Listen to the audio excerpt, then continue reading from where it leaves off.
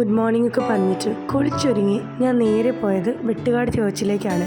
കാരണം ഇന്ന് എൻ്റെ ബർത്ത്ഡേ ആണ്. എനിക്ക് ഏറ്റവും സ്പെഷ്യലായിട്ടുള്ള ദിവസങ്ങളൊക്കെ ഞാൻ ചിലവഴിക്കുന്നത് ഇവിടെ തന്നെയാണ്. എനിക്ക് സങ്കടങ്ങളും സന്തോഷങ്ങളും വരുമ്പോൾ ഞാൻ ഓടിയെത്തുന്നത് ഇവിടെയാണ്. കാരണം എന്തേ, ഇങ്ങേർക്കറിയുന്ന പോലെ മറ്റാർക്കും എന്നെ അറിയില്ല. പിന്നെ ഞാൻ മെഴുകുതിരിയും കത്തിച്ചിട്ട് ഹാപ്പി ആയിട്ട് കുറേ വിഷസും പറഞ്ഞിട്ടാണ് അവിടെ നിന്ന് ഇറങ്ങിയത്. നേരെ ചെന്നത് എൻ്റെ ഫേവറേറ്റ് സ്പോട്ടായിട്ടുള്ള പത്മനാഭസ്വാമി ടെമ്പിളിലാണ്. ടെമ്പിളിൽ ചെല്ലുമ്പോൾ ഞാൻ അവിടുത്തെ പ്രസാദം മേടിക്കാറുണ്ട്, അതുപോലെ തന്നെ ചന്ദനവും തൊടാറുണ്ട്. നല്ല തണുപ്പാണ് കേട്ടോ നെറ്റിയിൽ. പിന്നെ ഞാൻ ചെല്ലുന്നത് അതിൻ്റെ തൊട്ടടുത്തുള്ള മഹാബോളിയിലാണ്. എപ്പോഴും പത്മനാഭസ്വാമി ടെമ്പിളിൽ വരുമ്പോൾ ഞാൻ മുടങ്ങാതെ ചെയ്യുന്ന ഒരു കാര്യത്തിലൊന്നും ഇത് തന്നെയാണ്. നല്ല ചൂട് ബോളി മേടിച്ചിട്ട് അതിലേക്ക് പാൽപ്പായസം ഒഴിച്ച് കുടിക്കുക. ആഹാ, അന്തസ്. നല്ല ചൂടായിരുന്നു കേട്ടോ ബോളി. ഇവിടുത്തെ ബോളി അടിപൊളിയാണ്. എനിക്ക് സത്യം പറഞ്ഞാൽ കൈ കൊണ്ട് എടുക്കാൻ പറ്റുന്നില്ലായിരുന്നു, അത്രയ്ക്ക് ചൂടായിരുന്നു. അതേപോലെ തന്നെ അടിപൊളി ടേസ്റ്റുമായിരുന്നു. ബോളി കഴിച്ചതിന് ശേഷം നേരെ ചെന്നത് നമ്മുടെ ആര്യാസിലേക്കാണ്. അവിടെ ചെന്ന് നല്ല ചൂട് നെയ്റോസ്റ്റം കഴിച്ചിട്ടാണ് വീട്ടിലേക്ക് മടങ്ങുന്ന വഴി നമ്മുടെ ഒരു ചേച്ചിയുണ്ട് ഇവിടെ സെൻറ്റ് ആൻഡ്രൂസ്, നമ്മുടെ സെൻറ്റ് സേവിയർസ് കോളേജിൻ്റെ ഓപ്പോസിറ്റ്. ചേച്ചി നല്ല അടിപൊളി കുടമോര് തരും കേട്ടോ. നല്ല ടേസ്റ്റാണ്, കുടിക്കാനും മനസ്സും വയറൊക്കെ നിറയും. അങ്ങനെ ഒരു മോരും കുടിച്ചിട്ട് വീട്ടിലെത്തിയപ്പോൾ അമ്മ ബിരിയാണിയുടെ പ്രിപ്പറേഷനിലാണ്.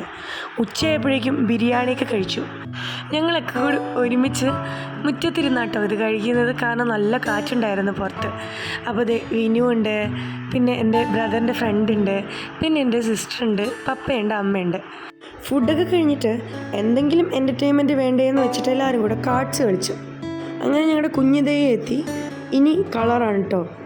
ഈ കാർഡ്സ് കളിക്കുമ്പോൾ തോൽക്കുന്ന ആൾക്ക് കൊടുക്കുന്ന പണിഷ്മെൻറ്റാണ് ഏറ്റവും അടിപൊളി.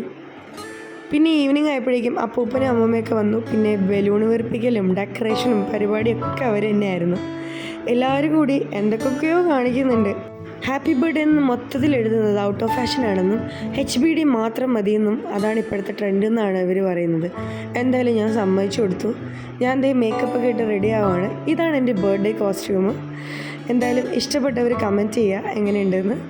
ഞാൻ റെഡിയായിട്ട് താഴെ വരുമ്പോഴേക്കും മനോഹരമായിട്ട് ഡെക്കറേറ്റ് ചെയ്തിട്ട് സെറ്റായിട്ടുണ്ടായിരുന്നു. മൊത്തത്തിൽ കളർഫുള്ളായിട്ടുണ്ടായിരുന്നു.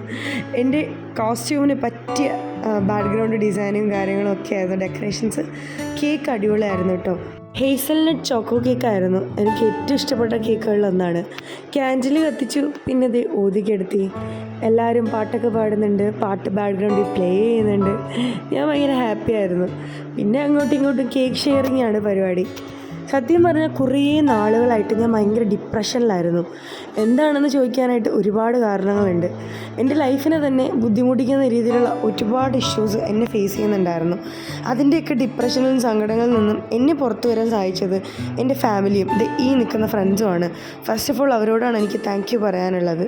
പിന്നെ കേക്ക് കട്ടിങ് കഴിഞ്ഞ് ഞങ്ങളെല്ലാവരും കൂടെ ഒന്ന് ശംഖുമുഖത്തൊക്കെ പോയിട്ടുണ്ടായിരുന്നു. ജസ്റ്റ് ഒരു ഔട്ടിങ് പോലെ പുറത്തോട്ടൊന്ന് ചിൽ ഔട്ട് ചെയ്യാനായിട്ട് ഇറങ്ങിയിട്ടുണ്ടായിരുന്നു.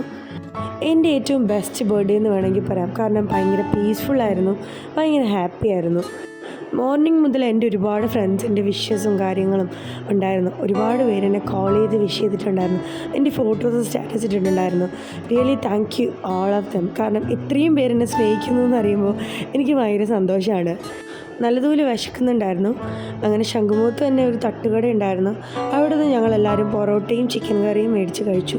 നല്ല മൊരിഞ്ഞ ചൂട് പൊറോട്ടയും നല്ല ഗ്രേവിയുള്ള ചിക്കൻ കറിയായിരുന്നു. ഫുഡ് അടിച്ച് വരുമ്പോഴേക്കും അവിടെ ഒരു ചേച്ചി പാട്ട് പാടുന്നുണ്ടായിരുന്നു മനോഹരമായിട്ടുള്ളൊരു വോയിസിൽ. കുറച്ച് നേരം അതും കേട്ടിട്ടാണ് ഞാൻ വീട്ടിലേക്ക് പോയത്.